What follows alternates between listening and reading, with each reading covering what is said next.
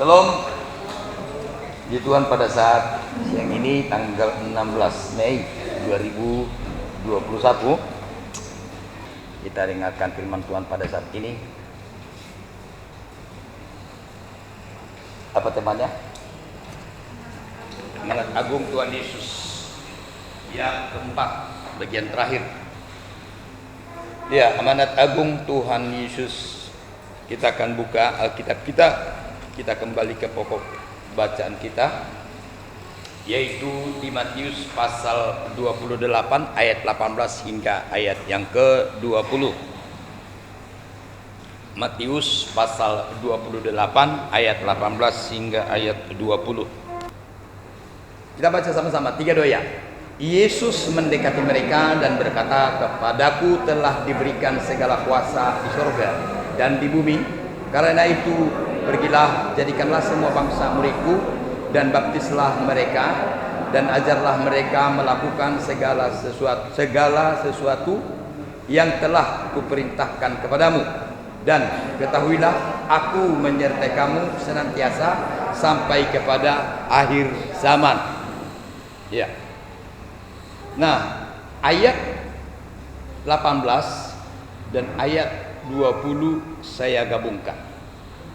Ayat 18 berkata, "Kepadaku telah diberikan segala kuasa di sorga dan di bumi."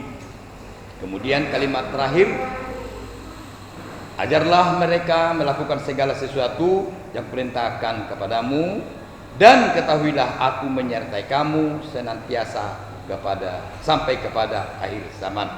Nah, kita lihat ayat yang pertama, atau maksud saya dari 4 poin yang saya sampaikan. Pergilah ke seluruh dunia, beritakanlah Injil, jadikanlah semua bangsa muridku, baptislah mereka dalam nama Allah Bapa, Anak dan Roh Kudus, ajarlah mereka melakukan apa? Jadi ajarlah dan jadikanlah muridku.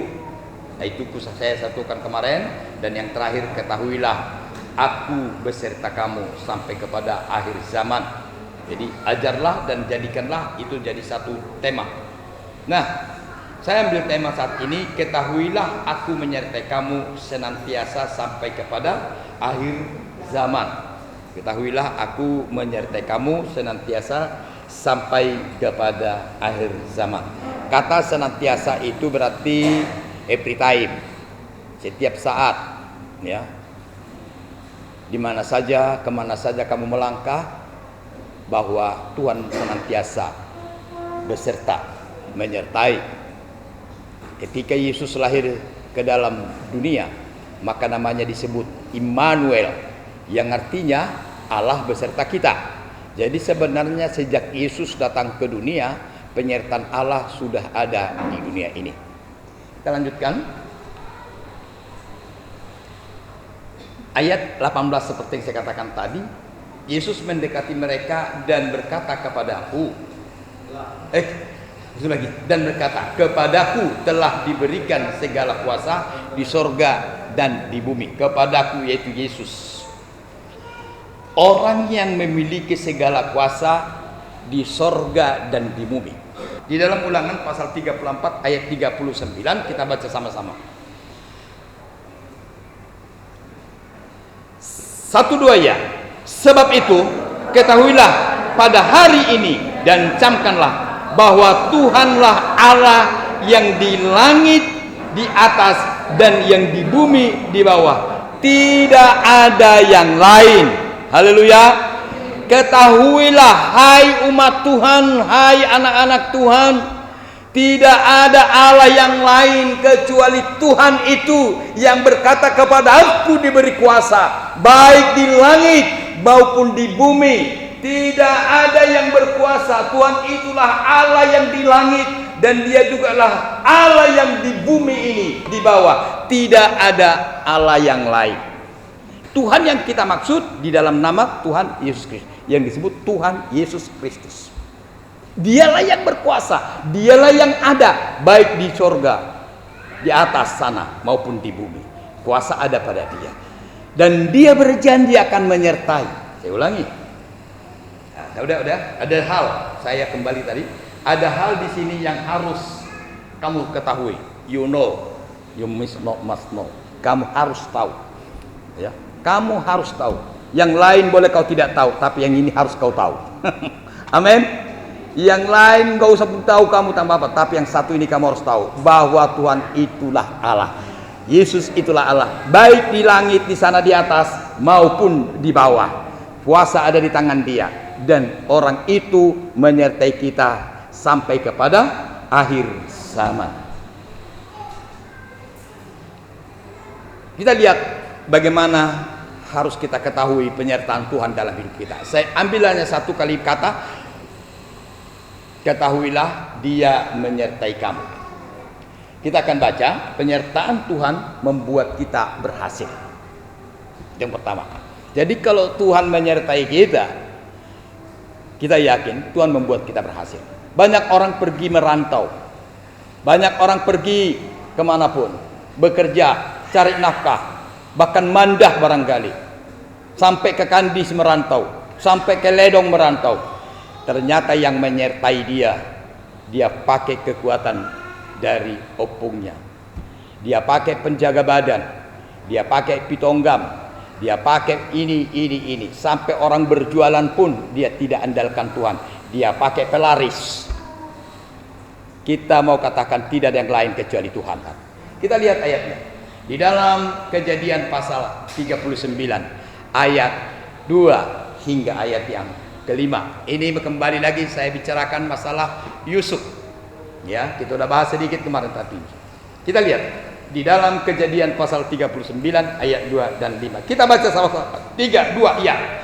Tetapi Tuhan menyertai Yusuf sehingga ia menjadi seorang yang selalu berhasil dalam pekerjaannya. Maka tinggallah ia di rumah tuannya orang Mesir itu. Setelah dilihat oleh tuannya bahwa Yusuf disertai Tuhan dan bahwa Tuhan membuat berhasil segala sesuatu yang dikerjakannya, maka Yusuf mendapat kasih tuannya dan ia boleh melayani dia. Kepada Yusuf segala milik diberikan sekuasa atas rumahnya dan segala miliknya diserahkannya pada kekuasaan Yusuf.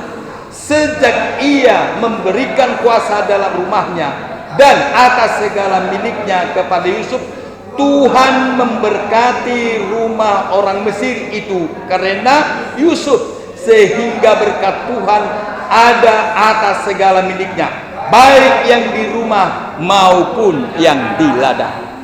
Saudaraku, kita akan lihat ayat ini akan semakin nyata nanti dalam hidupmu. Yang pertama kita lihat di sini bahwa Tuhan menyertai Yusuf. Itu dulu kalimat pertama. Kalau kita tahu siapa Yusuf, dibuang saudaranya, dibenci saudaranya, jauh dari orang tuanya, pergi merantau bukan karena sekolahnya, pergi merantau bukan karena ada orang mengajak-ngajak. Misalnya pergi ke Malaysia karena ada orang yang ini, atau pergi ke Kalimantan, atau pergi juga ke Kandis karena ada ladangnya. Tidak. Tapi dia seorang budak belia. Dia diperjualbelikan. Dia menjadi pembantu rumah tangga. Tapi ada sesuatu hal.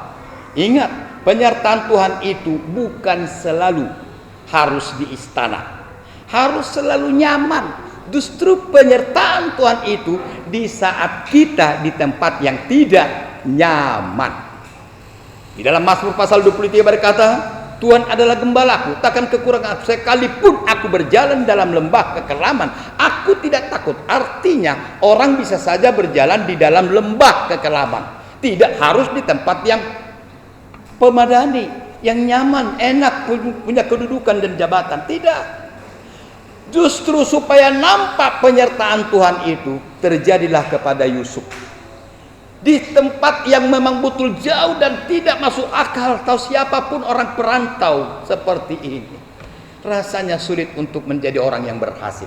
Tapi keberhasilan Yusuf sekali lagi hanya karena penyertaan Tuhan. Dikatakan di dalam ayat ini, sehingga ia menjadi seorang yang selalu berhasil, ya, berhasil dalam pekerjaannya. Dan setelah dia berhasil dalam pekerjaannya, keberhasilannya itu dilihat orang. Keberhasilannya itu menjadi garam dan terang. Keberhasilannya itu menjadi berkat bagi sekitarnya. Maka dikatakan di dalam, maka tinggallah ia di rumah tuannya, orang Mesir itu. Setelah dilihat tuannya bahwa Yusuf disertai Tuhan dan bahwa Tuhan membuat berhasil segala sesuatu yang dikerjakannya, artinya dia disaksikan, dilihat orang, keberhasilannya dinikmati orang. Ada banyak orang keberhasilannya tidak ada yang menikmati.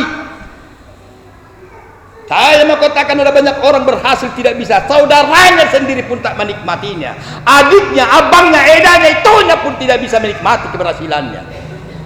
Banyak orang di dunia seperti itu. Buat apa kursi sofa mewah di rumah tapi tidak ada orang yang bisa duduk di situ? Buat apa mobil mewah tapi tidak ada orang yang bisa duduk di situ? Buat apa istana yang besar tapi tidak ada pemilih yang bisa datang ke situ? Tapi saya mau katakan, biarlah keberhasilanmu, berkatmu dinikmati oleh setiap orang di sekitarmu. Haleluya. Saya mau tegaskan ini.